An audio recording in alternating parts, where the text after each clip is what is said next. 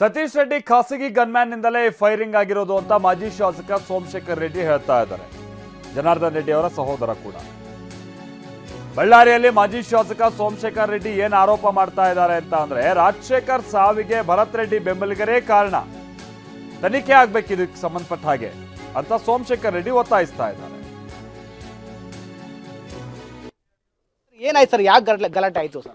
ಬ್ಯಾನರ್ನ ಅವರೆಲ್ಲನ ಹಾಕೊಳ್ಳಿ, ಸಿಟಿ ಎಲ್ಲ complete banner ತುಂಬಿಸ್ಬಿಟ್ಟಿದ್ದಾರೆ.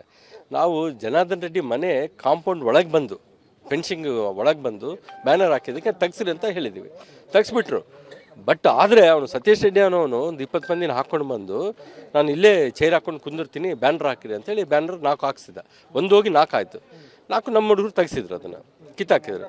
ಅದು ಗಲಾಟೆ ಒಬ್ರಿಗೊಬ್ರು ಶುರು ಆಗಿ ಅಲ್ಲಿವರೆಗೆ ಬಂತದ್ದು. ಅಂದ್ರೆ ಸರ್, ಈಗ ಫಸ್ಟ್ ಗಲಾಟೆ ಆರಂಭ ಮಾಡಿದ್ದಾರೆ ಸರ್, ಫೈರಿಂಗ್ ಆಯಿತು ಕೂಡ. ಫೈರಿಂಗ್ ಮಾಡಿದ್ದಾರೆ ಯಾರು ಸರ್ ಅಂತ? ಫೈರಿಂಗ್ ಅವ್ರ ಕಡೆ ಅವ್ರು ಮಾಡಿದ್ದು. ಫಸ್ಟು ಅವರು ಕಲ್ಲುಗಳು ತೊಗೊಂಬಂದಿದ್ರು, ಪ್ರೀ ಪ್ಲ್ಯಾಂಡ್ ಆಗಿ ಕಲ್ಲುಗಳು ತೊಗೊಂಬಂದು, ಖಾರದ ಪುಡಿ ತೊಗೊಂಬಂದು ಅಟ್ಯಾಕ್ ಮಾಡಬೇಕಂತ ನೋಡಿದ್ರು ನಮ್ಮ ಹುಡುಗರನ್ನ. ನಮ್ಮವರು ಅಲ್ಲಿದ್ದ ಕಲ್ಲುಗಳು ಏನು ಬಿದ್ದು ಅಲ್ಲಿ ನಮ್ಮ ಕಲ್ಲು ಅಲ್ಲಿ ಹಾಕಿದ್ದಾರೆ. ಅವಾಗ ಅವನಿಗೆ ಬಿತ್ತಲ್ಲ ಸತೀಶ್ ರೆಡ್ಡಿ, ಆವಾಗ ಫೈರಿಂಗ್ ಸ್ಟಾರ್ಟ್ ಆಯಿತು. ಮಿಸ್ಫೈರ್ ಆಗಿ ಅವರು ಹುಡುಗನೇ ರಾಜಶೇಖರ್ ರೆಡ್ಡಿ ಅಂತ ಕಾಂಗ್ರೆಸ್ ಕಾರ್ಯಕರ್ತನೇ ತೀರ್ಕೊಂಡು ಹೋಗಿರೋದು.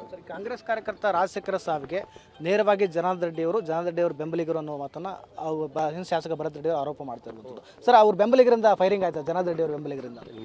ನೆವರ್, ಯಾವತ್ತೂ ಕೂಡ ಫೈರಿಂಗ್ವರೆಗೆ ನಾವು ಹೋಗಲೇ ಇಲ್ಲ. ಅದನ್ನು ತಡೆಯೋಕ್ಕೆ ನೋಡಿದ್ದೀವಿ ಅಷ್ಟೇ. ಆಗಲಿ ಇವರು ಅವರವರೇ ಮಿಸ್ಫೈರ್ ಮಾಡಿಕೊಂಡು, ಈಗ ನಿಮಗೆ ಬುಲೆಟ್ನ ಫೊರೆನ್ಸಿಕ್ ಲ್ಯಾಬ್ಗೆ ಕೊಟ್ಟರೆ ಯಾರು ಗನ್ನಿಂದ ಬಂದಿದೆ ಅನ್ನೋದು ಗೊತ್ತಾಗುತ್ತಲ್ಲ, ಅಷ್ಟು ಮಾಡಿರಿ ಸಾಕು ಪೊಲೀಸ್ ಡಿಪಾರ್ಟ್ಮೆಂಟ್ ಅವರು. ಸೊ ಈಗಾಗಲೇ ಬುರುಸ್ಪೇಟೆ ಠಾಣೆಯಲ್ಲಿ ಕೂಡ ತಮ್ಮ ವಿರುದ್ಧ ಮತ್ತು ಜನಾರ್ದನ್ ರೆಡ್ಡಿ ವಿರುದ್ಧ, ಶ್ರೀರಾಮುಲು ವಿರುದ್ಧ ಸೇರಿದಂತೆ 11 ಜನರ ವಿರುದ್ಧ ಪ್ರಕರಣ ದಾಖಲಾಗಿದೆ. ಅಂದರೆ ಈ ಕೊಲೆಗೆ ಕಾರಣ ಸಂಚು ಆಗಿರುವಂಥದ್ದು, ಹಲ್ಲೆ ಮಾಡಿರುವಂಥದ್ದು, ಗಲಾಟೆ ಆಗಿರೋದು ತಮ್ಮಿಂದನೇ ಅನ್ನೋದು ಪ್ರಕರಣ ದಾಖಲಾಗಿರುವಂಥದ್ದು ಸರ್. ಅದು ಡಿಪಾರ್ಟ್ಮೆಂಟ್ ಅವರು ಒಂದು ಸೈಡ್ ಮಾಡ್ತಾ ಇದ್ದಾರೆ ಅಷ್ಟೇ. ನಾವು ನಮ್ಮನೆ ಹತ್ರ ಇದ್ದೀವಿ, ನಮ್ಮನೆ ಹತ್ರ ಯಾರು ಬಂದರು? ಅವ್ರು ಬಂದಿರೋದು. ಅಂದರೆ ಗಲಾಟೆ ಅವರು ಮಾಡ್ಲಿಕ್ಕೆ ಬಂದ್ರ, ನಾವು ಅವ್ರ ಮನೆಗಳಿಗೆ ಹೋಗಿ ಗಲಾಟೆ ಆಗಿದೆ. ಅದು ಡಿಪಾರ್ಟ್ಮೆಂಟ್ ಅವ್ರು ತಿಳ್ಕೊಬೇಕಲ್ಲ ಅದನ್ನು. ನಗರದಲ್ಲಿ ಆಗಿರತಕ್ಕಂಥ ಅಭಿವೃದ್ಧಿಗಳನ್ನು ಸಹಿಸ್ಕೊಳ್ಳೋಕ್ಕೆ BJP ಅವರಿಗೆ ಆಗ್ತಾ ಇಲ್ಲ, ಜನಾರ್ದನ್ ರೆಡ್ಡಿಗೆ ಆಗ್ತಾ ಇಲ್ಲ, ರಾಮುಲು ಅವರಿಗೆ ಆಗ್ತಾ ಇಲ್ಲ, ಸೋಮಶೇಖರ್ ರೆಡ್ಡಿ ಆಗ್ತಾ ಇಲ್ಲ. ಹೀಗಾಗಿ ಈ ರೀತಿಯಾಗಿ ಮಾಡ್ತಾ ಇದ್ದಾರೆ ಅನ್ನೋದು ಅವ್ರ ಆರೋಪ ಇರೋದು. ಮೊನ್ನೆ MLA ಆಗಿರೋದು 2.5 ವರ್ಷ ಆಯಿತು. ಏನು ಅಭಿವೃದ್ಧಿ ಮಾಡೋಣ ಅಂತೇಳಿ ಒಂದು ಪೇಪರ್ ಬಿಡುಗಡೆ ಮಾಡಲಿ, ನಾವು ಕೂಡ ಬಿಡುಗಡೆ ಮಾಡ್ತೀವಿ. ನನ್ನ ತಮ್ಮ ಜನಾರ್ದನ್ನು KMERC ಅಂತೇಳಿ 6% ರಾಯಲ್ಟಿ ಒಂದು ಪಕ್ಕಕ್ಕೆ ಇಡಬೇಕು, ಅದನ್ನು ನಾವು ಡೆವಲಪ್ಮೆಂಟಿಗೆ ಯೂಸ್ ಮಾಡಬೇಕು ಅಂತೇಳಿ ಇಟ್ಟಿದ್ದ. 24,990 ಕೋಟಿ ಆಗಿದೆ ಅದು.